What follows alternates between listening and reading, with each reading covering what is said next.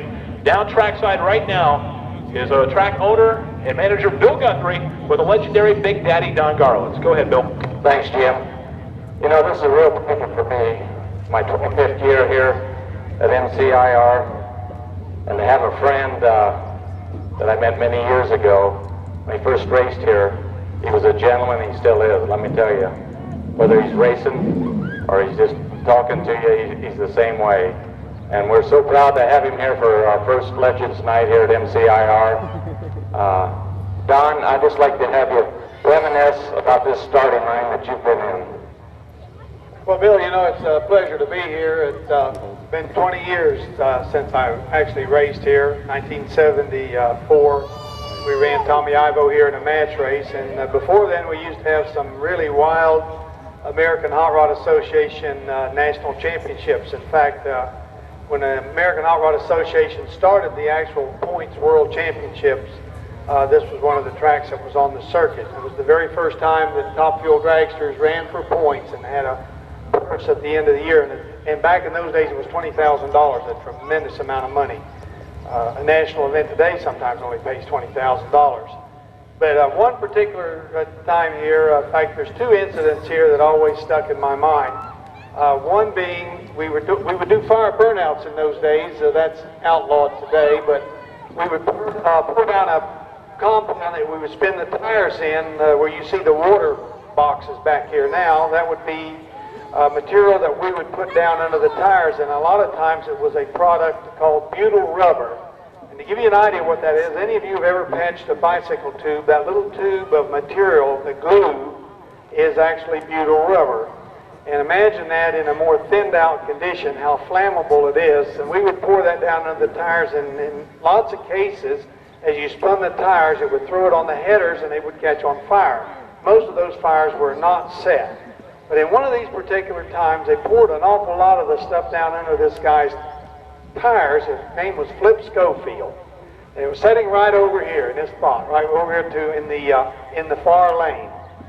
And one of the crew members walked around in front of Flip Schofield's car and fell down because it was real gluey out there.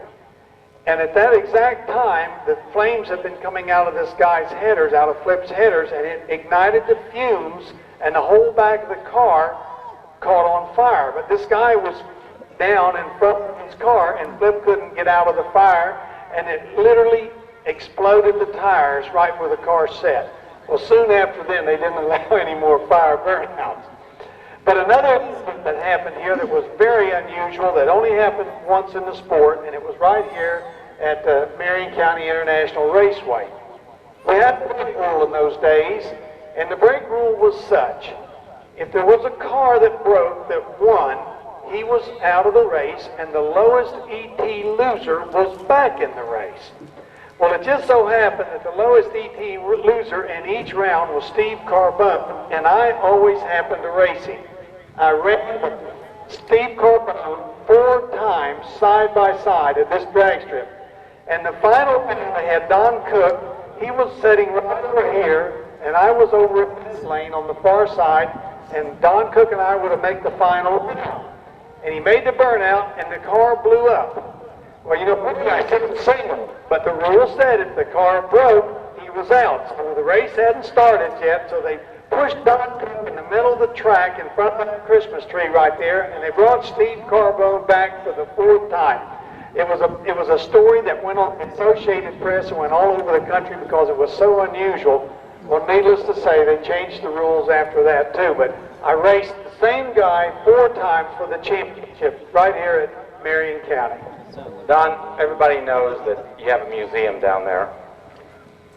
That shot, I talked to you down at the IHRA convention, and you said there are not any existing that you know of you 3 sitting on the starting line.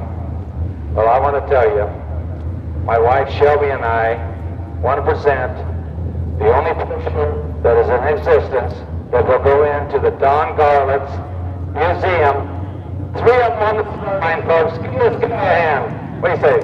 Well, there it is. Just like we said, there's Cook sitting in the middle of the racetrack. In the middle of the track while the other 2. And Steve Carbone and me going off for the championship. That is unbelievable. Yeah, that was unusual.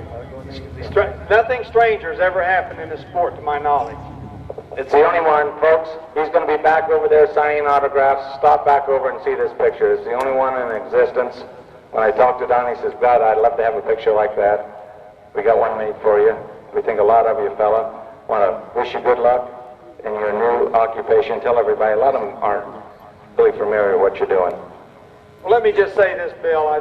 This track is, it's been 20 years since I've been here. It's prettier today than it was then. The pins are nice.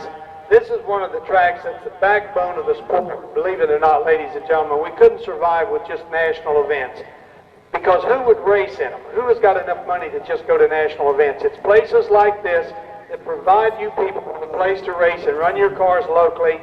And let me tell you what, they work real hard at a facility like this, and they don't make very much money out of it. It's a work of love, and I think a great big hand should go for Shelby and Bill for working hard all these years and putting on these races for us. We love them. Yeah, I appreciate that. He's going to be around here all evening.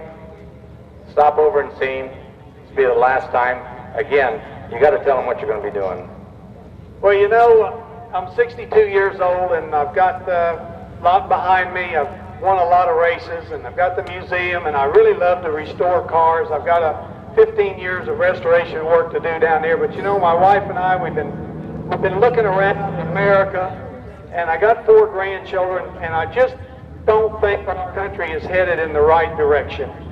And I look up at Washington and I see all those politicians and I say to myself, I don't think the experience that we need in government is gained through being a politician. I think that what we need in Washington is more people just like you out there and me with some good common sense to go up there and try to get this country turned around. So I decided I'm going to run for Congress, and I've got a real good shot at it. We got a district down there. We got a real liberal woman in a position, and all she wants to do is tax and spend.